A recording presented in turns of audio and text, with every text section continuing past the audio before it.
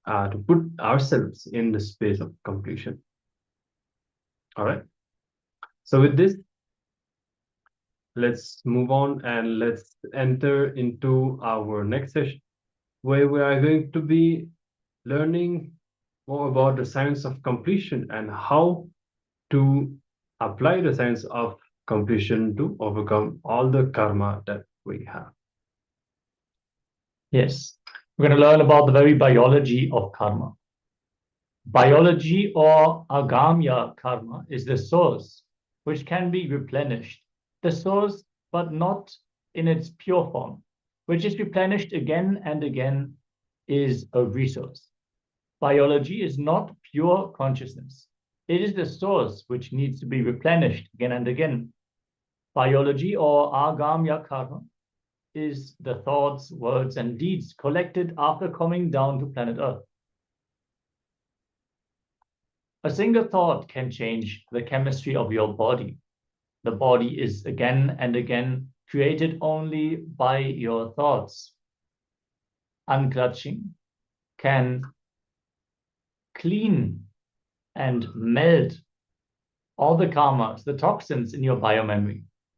You'll have the most purest body and mind if you add unclutching as your fuel.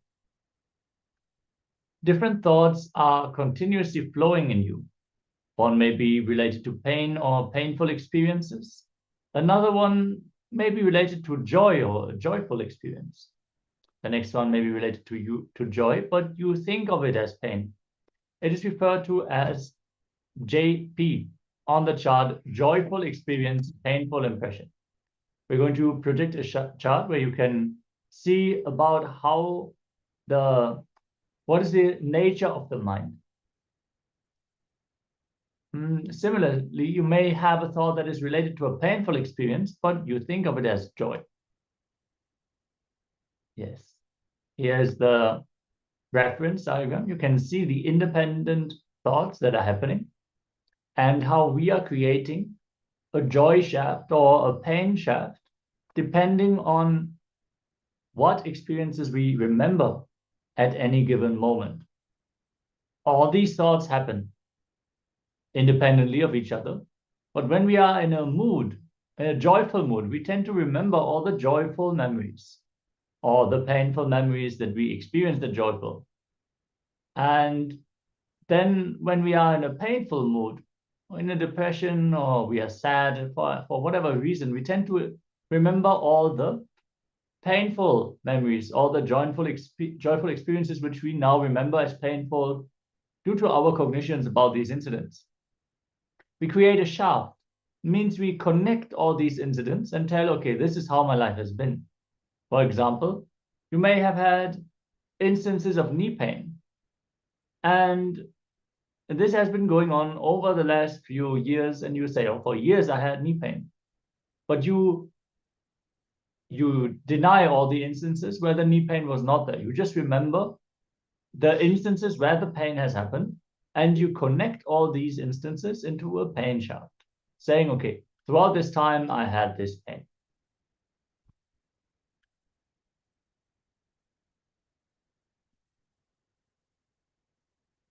See, generally, all your thoughts are related to something about the past or the future. You cannot have thoughts about the present. In the present moment, you can have only consciousness, no thoughts. Thoughts are either related to some joyful experiences that you had in the past and want to have in the future, or painful experiences that you had in the past and you don't want to have them again. Even at the time of some serious problem, you will suddenly have a positive thought. Even in the peak of joy, you will have some unconnected negative thought. Each thought is completely independent, completely unconnected to the previous thought. That is why you are able to have a happy thought amidst sad thoughts and vice versa. So how to unclutch from this random stream of thoughts? See, we experience a neutral space between any two thoughts that happen in our mind. So that neutral space, that silence that exists between two thoughts is peace and bliss. So when we no longer grab onto our thoughts and connect them to the past or the future, then we experience that neutral space, the peace and the bliss, and we are unclutched. So as we remain unclutched from our thoughts, we become more and more aware of the neutral spaces in between these thoughts, and this gap between thoughts will extend, and we will remain unclutched from the stream of thoughts for a longer period. We will dwell in the neutral space longer, and simultaneously we will experience more and more peace and more bliss. Now, there is no linear connection between one thought and another thought, as we have learned. The only relationship between thoughts is that they come from the same source. Otherwise, they do not have any logical connection between each other. But what we do, we constantly connect thoughts in a linear manner, as if they are logically connected, which they are not. So just like bubbles in a fish tank that rise from the bottom for no purpose, following no specific pattern, our thoughts also rise in the exact same manner. And they just happen spontaneously for no reason, no purpose, just like that. And when one bubble comes and reaches the surface of the water, the next bubble starts, and then the third bubble, and it goes on. Because the bubbles are rising at a high speed, they look like a continuous stream, but actually there is always a gap between two bubbles. So just like the bubbles, we also experience a neutral space between two thoughts. Since the gap of the neutral space right now might be very small, we think that all the thoughts are connected and form a shaft. But in reality, there is always a gap between two thoughts. So if you just learn this one simple technique of unclutching, you will be able to retain a significant amount of energy in your system, in your being. As a result, you will be many times more productive and creative, because all these thoughts that we are continuously clutched onto, they drain our energy, they drain our thinking. And when we can unclutch from these and establish ourselves in that peace and bliss, in that neutral space, then naturally we gain so much more creativity and productivity. Even your relationships will be much more friendly because you'll not clutch incidents that are not related to this situation. You will not hold the grudge or something the other person has done in the past. You will not feel suffocated by people and their expectations of you. You will have tremendous inner space available to you to fulfill your needs as well as others' needs. You will have that room to expand towards their expectations. You will also have tremendous compassion to know why others are suffering in any given moment. It is only when you don't understand why the other person is suffering that you are harsh with them. When you unclutch, you are able to accommodate that person in your inner space. And you are automatically compassionate. Your very life has a different quality and you become a different person in the world. You can try this. Just practice unclutching and see what is the reaction that the people have towards you. Many of you might have experienced that they have gotten the feedback that they are so calm now that they are with Swamiji. There is such a shift in personality that has happened, such a vibrance and radiance of the personality. Understand, there is a very powerful, very simple, straightforward technique to unclutch through the breath itself. Like the thoughts, between the incoming breath and the outgoing breath, there is a neutral space. Your identity exists in the incoming and outgoing breath spaces. Constantly, you can connect and see you are connected when you are aware of your breath. But in the gap of the neutral space, your identity does not exist. You don't connect the gaps. So you jump over this gap. You think that the breathing space or breathing time is more than the neutral space. You experience your identity in that time where you breathe. So you fear that the time in between the incoming and the outgoing breath is shorter than the actual breath. This is because you have more thoughts when breathing. Because you give more emphasis to your identity, you think that the time of the incoming breath and outgoing breath is more than the time of the neutral space. But in reality, it is not. It is just a psychological game.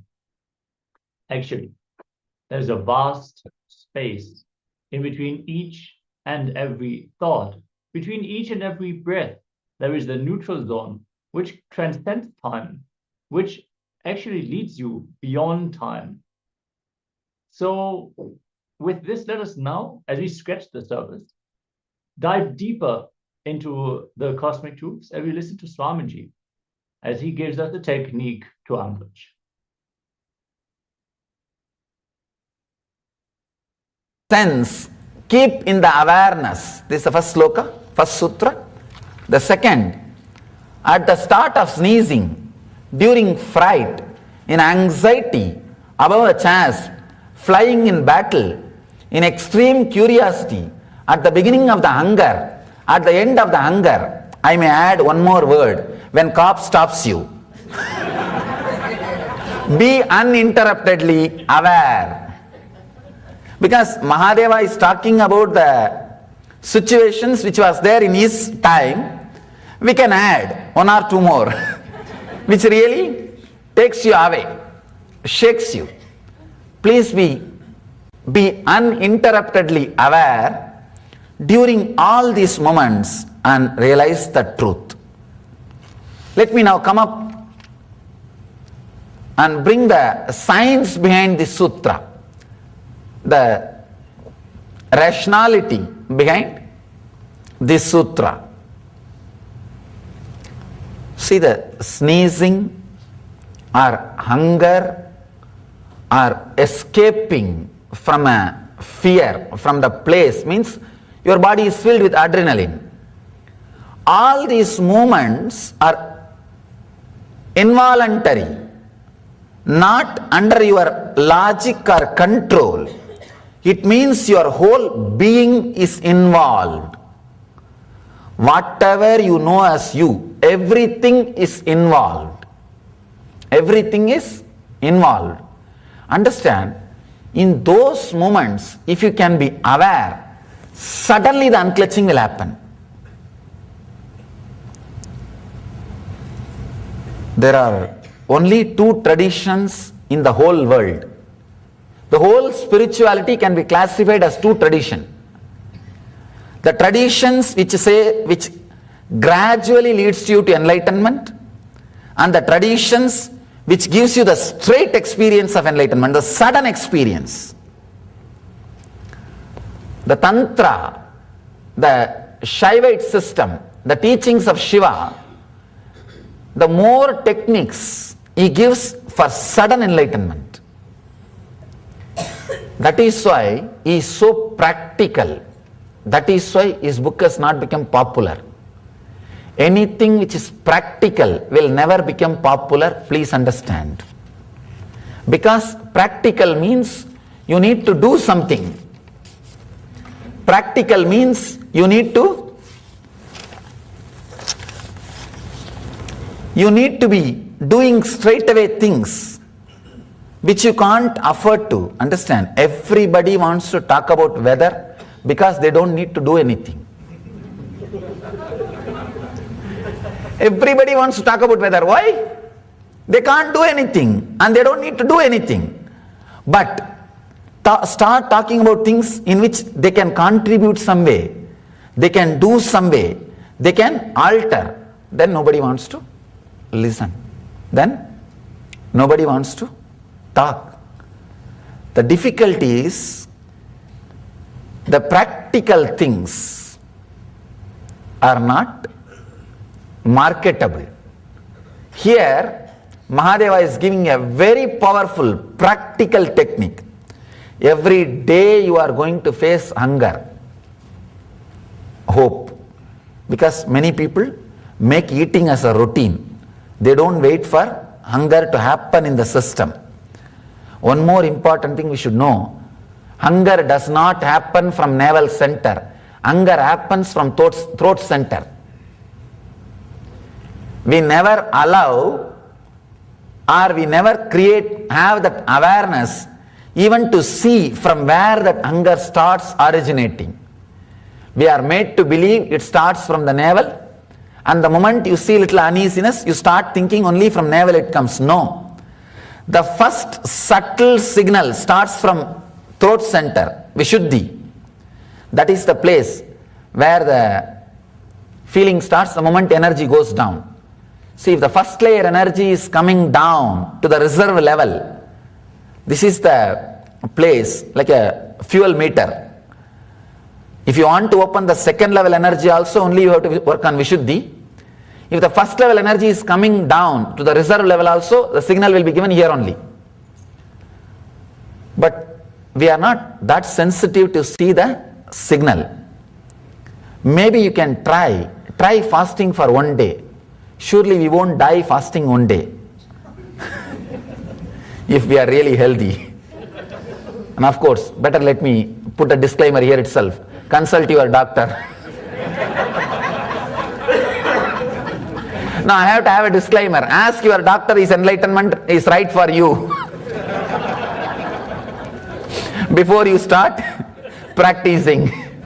Anyhow, if you fast one day, usually I always tell, at least all our swamis, there are many ads that medicines the doctors prescribe for their family, means which they themselves trust.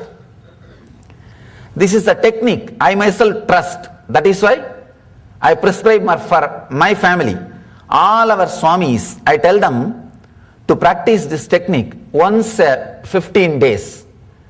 Once in 15 days I ask them, do not eat from sunrise to sunset on Pradosham day, one day before the full moon or new moon.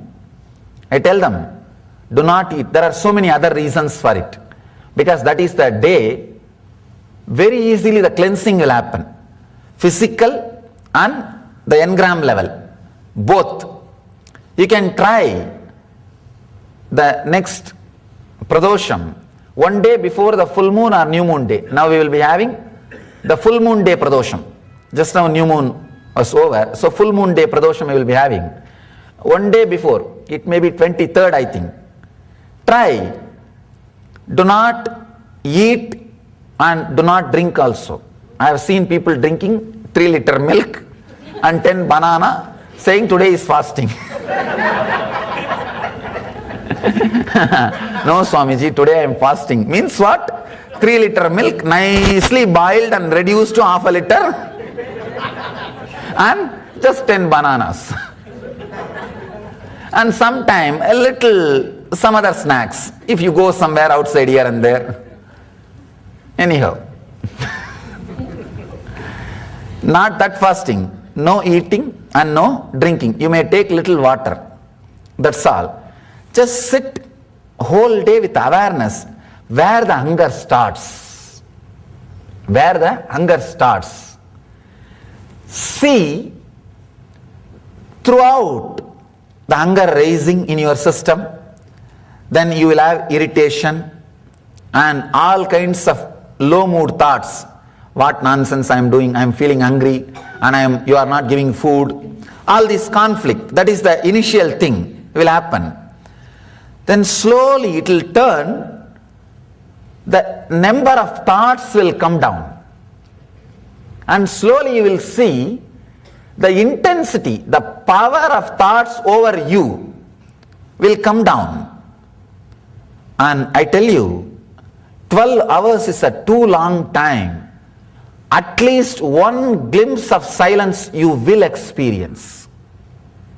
I can say, one Satori guarantee in 12 hours. All you need, That is why actually we do this practice in India also with Panchatapas. Panchatapas is the same thing. 12 hours they cannot eat and they sit center of the fire circle, and so that they can't go out and they will be monitored. And constantly they will be aware of what is happening inside the system. See, if you are really sincere, try some of these techniques once in a while. You will see so many new things will open in you. So many new understandings will open in you. So many new understandings will happen in you. Just 12 hours. Once the sun sets, you can eat. Till sunrise to sunset, just sit.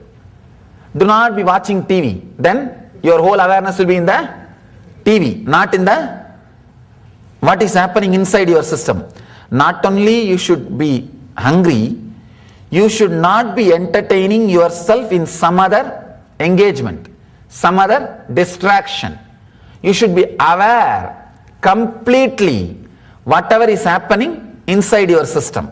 Hunger or sneezing. One more thing. Sneezing, you can't even expect when it will come. Human beings are, see, so powerless.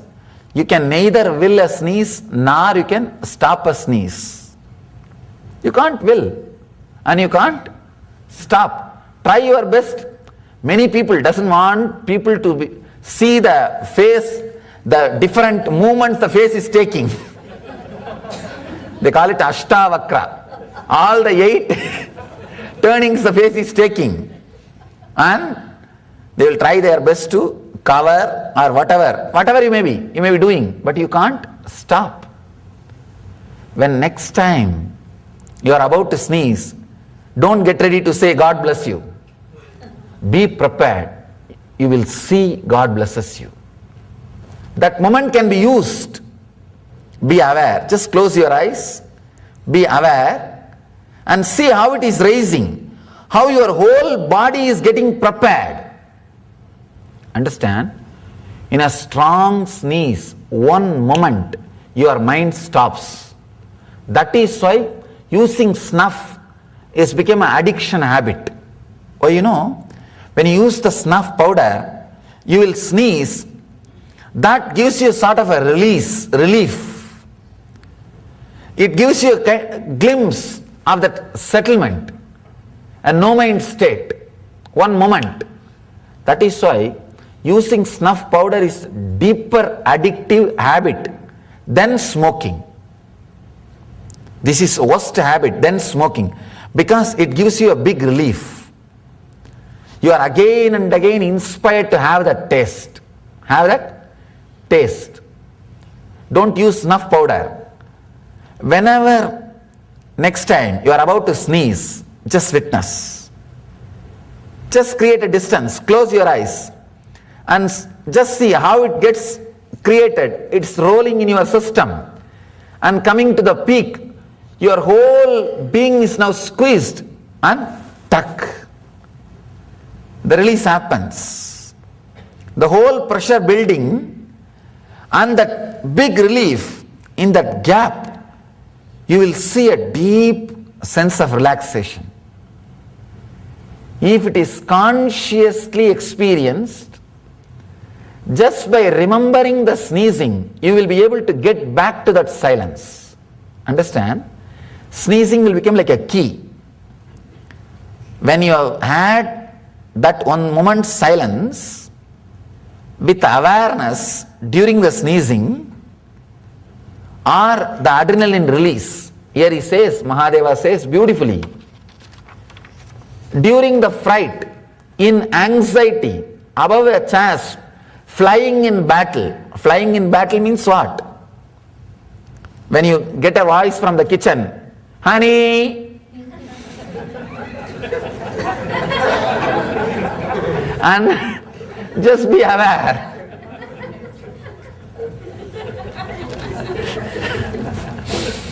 In the initial level it will be honey, then suniye.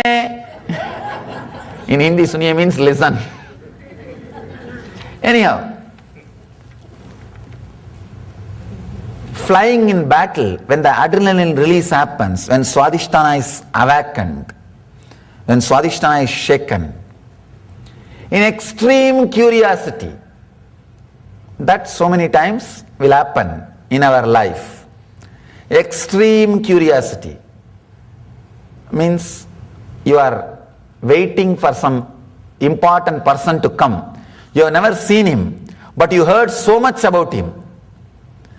You have heard so much, but you have never seen him. He is coming to your place. You will be so curious how he will be, how he will walk, how graceful he will be, or how his actions are going to be. That extreme curiosity, even at that moment, you can be aware and the moment he comes inside, you will see you are thrown back to your center and you are relaxed. That is why so many people feel a high reduction in their thought per second, TPS, when they have the first darshan of the master. The first glimpse of the master, first darshan, suddenly puts you to the silence, puts you back to your center, and a strong ecstasy, because even those moments, if you are aware, you can go back. When you especially have a darshan of master, you don't have to be aware. His awareness itself will create awareness in you.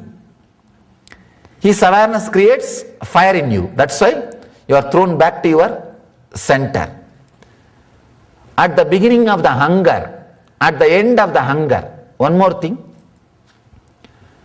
strongly the hunger will be awakened and spread inside your body within a muhurta, and it will settle down. Muhurta means 1.5 hour. 1.5 hour is the maximum time it will take for your hunger to begin and end. Please understand, even if you don't give food or water, within 1.5 hour, your system will automatically create awareness and settle down. It will not send you the signals of irritation, worry, low mood, which is the side effects of anger. You will not have those symptoms. Within one muhurta, the anger will settle down. Your system will relax. Please understand. When you are going to do the fast, hope you will be doing. If you are going to be doing next Pradosham day, sit when the anger begins. Within 1.5, the moment you feel the anger has started, please don't move at least for next 1.5 hours. You can sit in a very comfortable way in a chair or in a very comfortable way. Do not distract yourself. Do not lie down. Just sit. Witness where it is starting. Where is the space or which chakra in your body it is starting. It's gaining its momentum. It is sending you the message. Actually, you can diagnose your bio-memory by fasting. First signals which comes to you is the first layer of bio-memory you have. Whether it is irritation or just something like a inability to do something, inferior feeling, or that feeling, or then the anger towards yourself, or the next feeling, slowly the courage to face, let me face what is there. Then the next feeling will be the silence. You can diagnose the layer and layer of your bio-memory when you are fasting, because during fasting, your whole being will be available to you. During digestion, your whole being will not be available to you, because half of your energy is already engaged in digesting the food which you have eaten.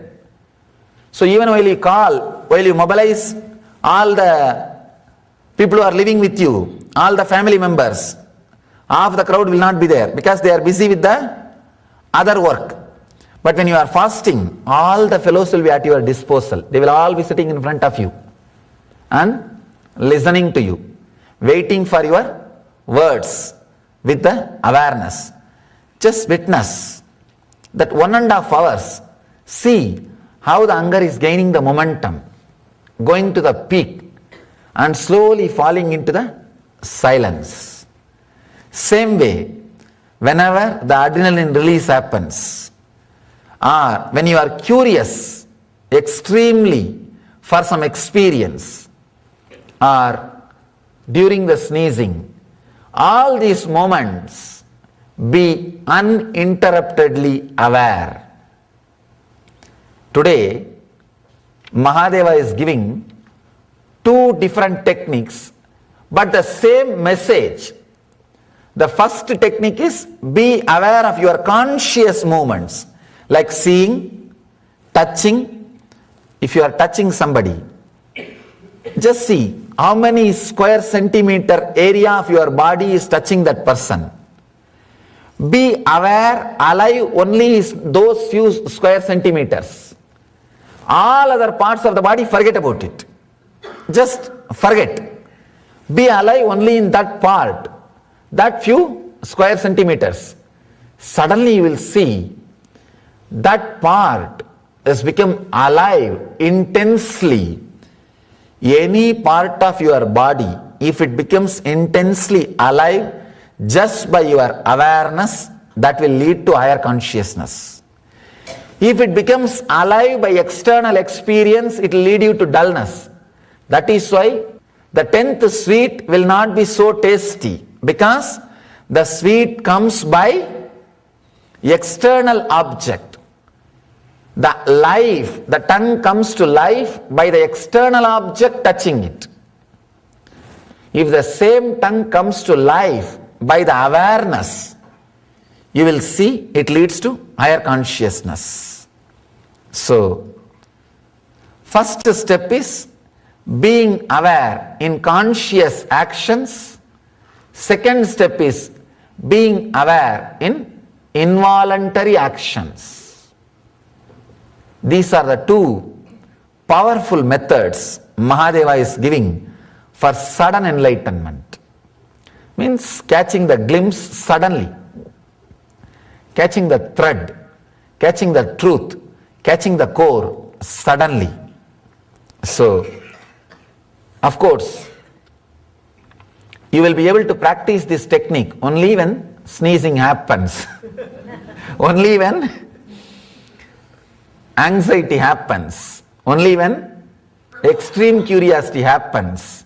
Sneezing, during fright, in anxiety, above a chasm, flying in battle, in extreme curiosity, at the beginning of the hunger, at the end of the hunger.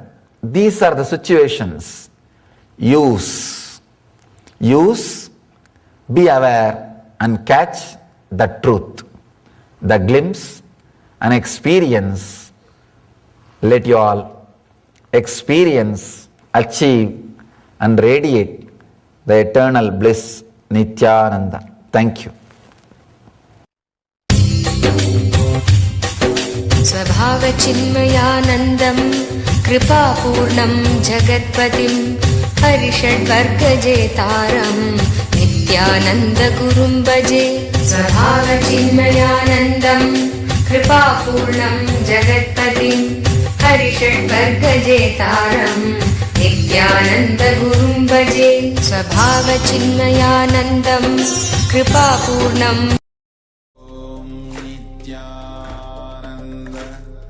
Paramashivoham.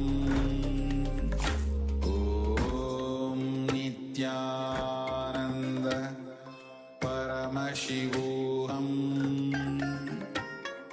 Om Nityananda Paramashivoham. Om Nityananda Paramashivoham. Nityananda Paramashivoham. Om Paramashivoham Om Nityananda Paramashivoham Om Nityananda Paramashivoham Om Nityananda Paramashivoham Om Nityananda Paramashivoham Om Nityananda Paramashivoham Om Nityananda Paramashivoham Om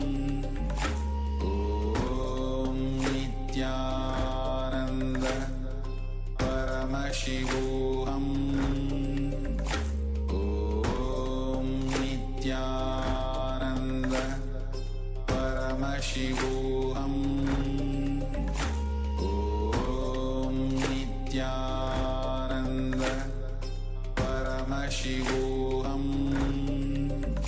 Om Nityananda Paramashivoham Om Nityananda Paramashivoham Om Nityananda Paramashivoham Om Nityananda Paramashivoham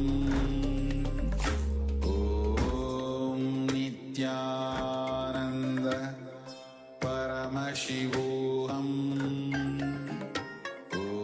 Om Nityananda Paramashivoham Om Nityananda Paramashivoham Om Nityananda Paramashivoham Om Nityananda Paramashivoham. Yes. So unclutching is the direct way in which we can experience this neutral space that is beyond all karmas. It is the space of a reality. It is the space of bliss. And as we are introduced to the process now, let's spend a few minutes and experience unclutching. Let's learn and let's see what it does to us. We're going to be having just a few minutes meditation. Very simple. Just experiencing this technique and learning to connect with this neutral space in between the thoughts. As we have learned in the session, as of now, it may feel, although all the thoughts are connected in a single continuous stream, and as if there is no break, as if we don't have any space outside of this. But the more we unclutch and the more we are able to experience this neutral space, then the more we will realize that our thoughts just spontaneously come up inside our inner space. And at some point, this neutral space itself will become predominant, and we will be able to enjoy all its benefits. Yes. As we learned, there is a space in between every single thought, and also there is the space in between the incoming breath and the outgoing breath, which is the Dvadashanta itself, where the breath goes up and returns down, and where the breath goes down and returns up. The two spots in between the inhalation and exhalation, and between the exhalation and the inhalation, you have the opportunity to experience that neutral zone. For now, in our day-to-day life, when we just go through the breathing, our thoughts, they are the dominant experience that we have.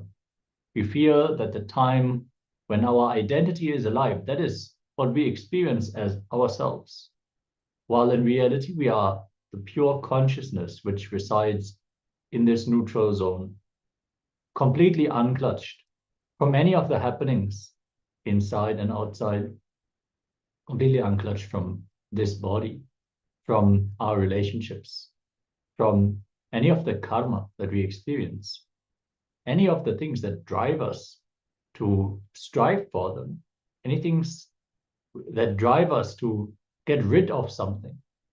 All these things we can unclutch from if we just simply sit in that space in between the incoming and the outgoing breath. So let us now take a moment and just sit. Yes. Please be seated comfortably and you can close your eyes. We're going to experience, just have a taste of unclutching in a very simple way. Just sit and with your eyes closed, just bring your awareness to your breath and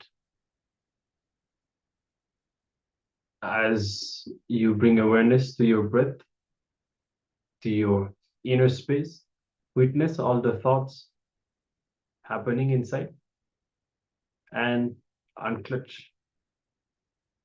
Just decide not to sustain or fight with any thought. Just allow them to come and go without interacting with them, without supporting any of them.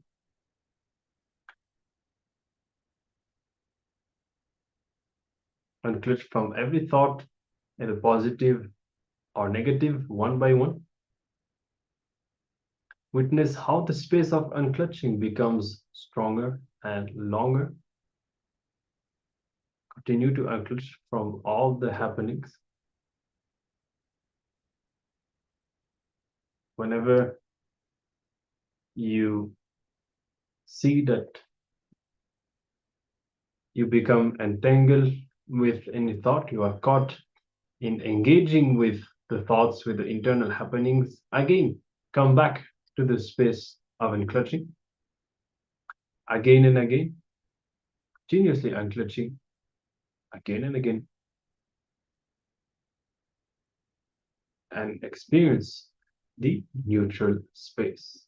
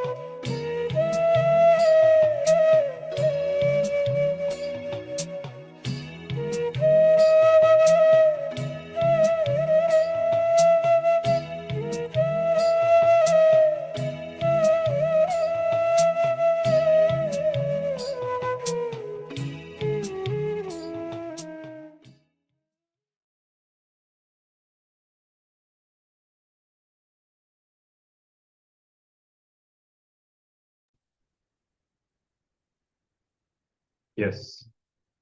You can open your eyes.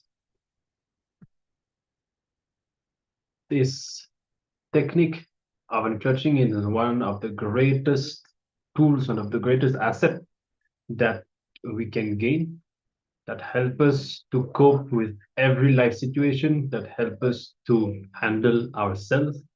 And in fact, to the theme of tomorrow's Paramashivoham will be this very technique and process of touching that we are going to be learning more in depth.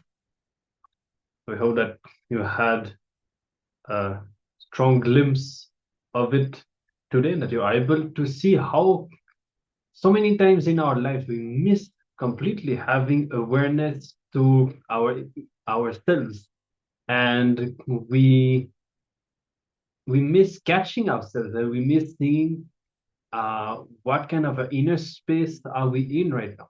Even though we are not centered, we are not restful, we are not in a space of completion, we engage into actions and we continue to live, we engage with people, and we do so many things from this space of incompletion, not being established in completion. And that leads us to so many troubles, because as you know by now, it is the inner space that we have that decides everything in our life, everything that we manifest in our life. So if we can just pick this one thing of bringing awareness to ourselves and unclutching, making sure that we are in the neutral space. We don't need to put any attention to what is going on outside. The very space that we maintain inside us will take care that all the best thing manifests in our life. And even what seems to be negative, we will be very clear that things are just continuously aligning for us. This is the power of this technique that we have just been introduced to. Now, with this, let's continue. And we are going to be having our next round of the power manifestation. And this time we will be reducing the weight of an object on two people's palms. Yes. So for this power, connect to two people. Or if you're not able to find two people, you can keep one object on your own palm and one object on the palm of another person. Just give them a brief introduction about the science of power manifestation, and then pick the objects, measure the weight, and set yourself up. We're going to give some time upfront for you to reach out to other people and to weigh the object before we actually enter into the power manifestation. See, these Ashtamahashaktis, of which Lahima is a part of, the power of reducing the weight.